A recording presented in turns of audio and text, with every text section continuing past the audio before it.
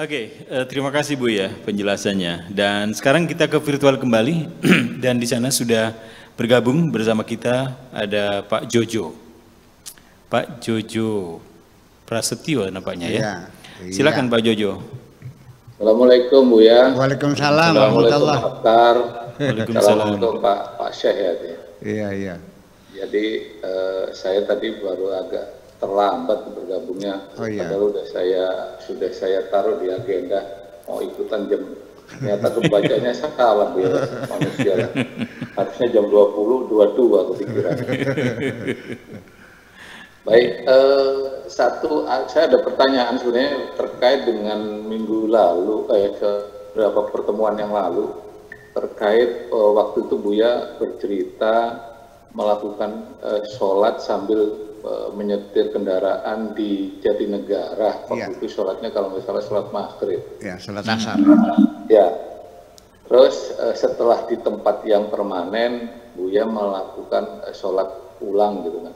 Pertanyaan saya pernah mendapat penjelasan bahwa setelah melakukan membatalkan kewajibannya itu boleh saja tidak melakukan sholat lagi di tempat yang permanen.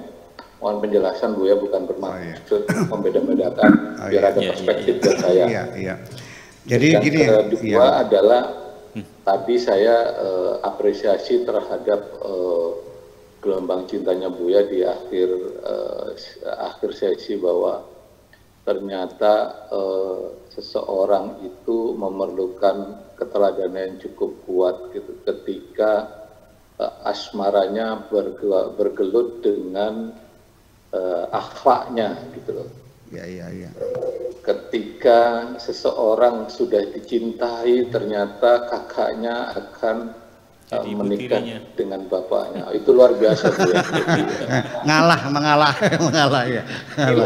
Nggak mudah di dalam prakteknya itu Bu ya. Saya yakin tidak mudah di dalam prakteknya.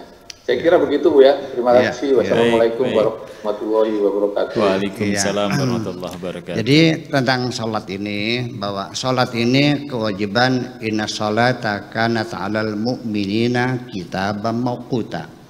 Sholat ini punya jadwal waktu, punya skedul, punya timetable yang tidak boleh dilanggar. Sekarang jam 11 ya. Bolehkah kita sholat subuh? Belum wajib. Wajibnya itu kalau sudah masuk waktu. Nah, setelah subuh bolehkah sholat zuhur? Ya tunggu nanti. Jadi kapan sholat kita diwajibkan? Ketika sudah masuk waktu sholat. Nah, makanya ketika kita takbir itu salah satu persyaratan takbir, di antaranya ada 20 syarat takbir itu. Ketika takbir itu kita sudah yakin sudah masuk waktu sholat. Kalau kita masih ragu nggak sah. Ternyata kurang setengah menit Allahu Akbar yang nggak sah sholatnya karena belum kewajiban kan gitu. Nah, kemudian yang kedua, sholat itu tidak boleh ditinggalkan dalam kondisi apapun. Dilakukan sesuai dengan kemampuan. Andai kan kita sedang sakit di rumah sakit, kakinya lagi digigit digantung, sholat enggak? Sholat. Menghadap kiblatnya ya nggak usah, mau diputar-putar, ya kan gitu. Nelayan juga bertanya pada saya, Pak Kiai bagaimana sholatnya? Kita di perahu, ya sekarang begini, wudhu mana? Wudhunya pakai air laut, nggak apa-apa sah. Asal takbirnya menghadap kiblat. Nanti kalau perahunya muter, ya nggak usah muter, ya itu kan gitu. Kalau kita nggak bisa berdiri jangan duduk, nggak bisa duduk yang berbaring, ya kan begitu. Kalau bisa miring menghadap kiblatnya, kalau nggak bisa ya kita berbaring lurus.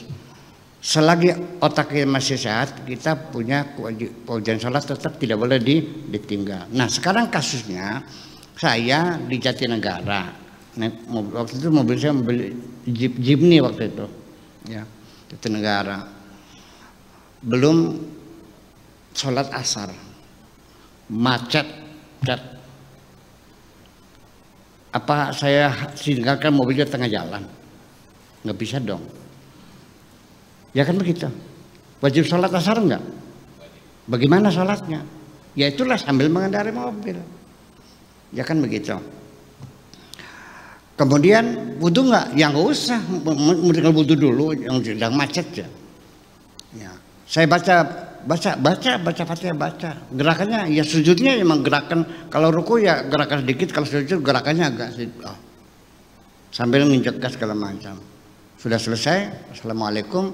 Nah, ketika saya sholat itu, cara niatnya begini, bukan usolli fardal asri arba rakaat, bukan, tapi usolli fardal asri ihtiraman lil waktu.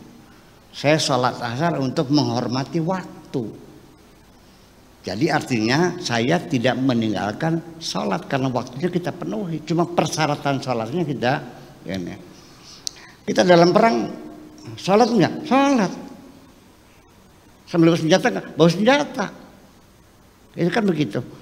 Nah, oleh karena kita ini sholatnya menghormati waktu, maka ketika sampai di rumah maghrib itu kita kodok, sholatnya dikodok lagi. Jadi sholat maghrib kita usolli fardal asri kodokan lillahi ta'ala. Begitu, berarti saya tidak meninggalkan sholat asar, tetapi sholat asar itu dilakukan dalam keadaan darurat, ya kan begitu, maka saya lakukan kodok setelah sholat maghrib itu. Ya. Kalau tidak ya berarti kita meninggalkan sholat dong. Gitu. Ya saya kira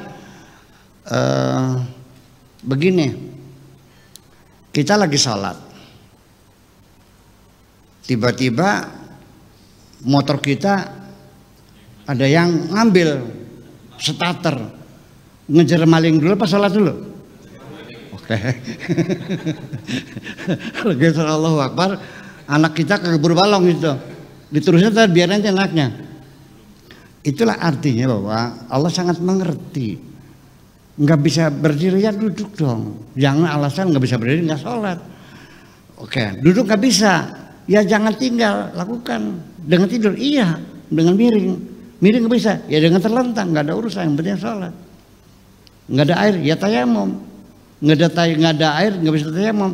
Nggak ada, karena banyak kita stroke kan gitu di rumah, nggak ada yang nguduin, ya sudah sholat saja, nggak ada masalah. Tapi niatnya ditambah ihtiraman lil waktu, menghormati waktu. Berarti kita tidak meninggalkan waktu sholatnya. Saya kira mungkin begitu Pak Jojo. Iya. Ya. Kalau tadi tentang bahwa di gelombang cinta ini ternyata juga mengandung syarat keteladanan.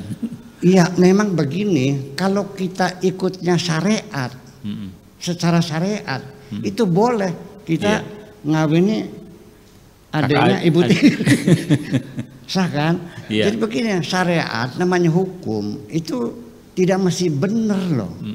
Nggak mesti, itu kan hasil pemikiran orang. Iya. Nah, kita kan punya perasaan, punya hati. Apa nggak tersinggung bapak kita? Sialan gitu. Ya. Jadi bagaimanapun ya kita menghormati orang tua lah. Bagaimanapun juga kita akan dibesarkan oleh beliau. Ya kan gitu. Iya. Di sekolah masa hanya masalah itu aja kita tidak mau mengalah. Kan tidak elok. Masa bapak dapat kakak, anak dapat adik, ya memang boleh. Jadi kalau makanya kita dalam bermasyarakat ini ya, jangan terlalu berpegang pada syariat terlalu kencang banget, karena syariat sendiri tidak ada jaminan pasti bahwa itu benar, karena itu hasil pemikiran orang. Fikih itu hasil pemikiran orang dan berbeda pendapat. Rokok aja ada yang bilang hal bidang haram kok. Lalu yang benar mana? Ya yang benar kalau kamu bilang haram jangan rokok. Kalau kamu rokok ya silakan gitu aja.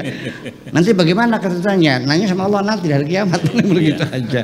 Jadi dalam hidup ini kita sesungguhnya harus lebih banyak menjunjung tinggi rasa, bukan logika sesungguhnya. Ya kan? Kepantasan etika itu sesungguhnya menjadi hal yang sangat penting dalam hidup ini. Saya kira seperti itu Pak Jojo. Terima kasih.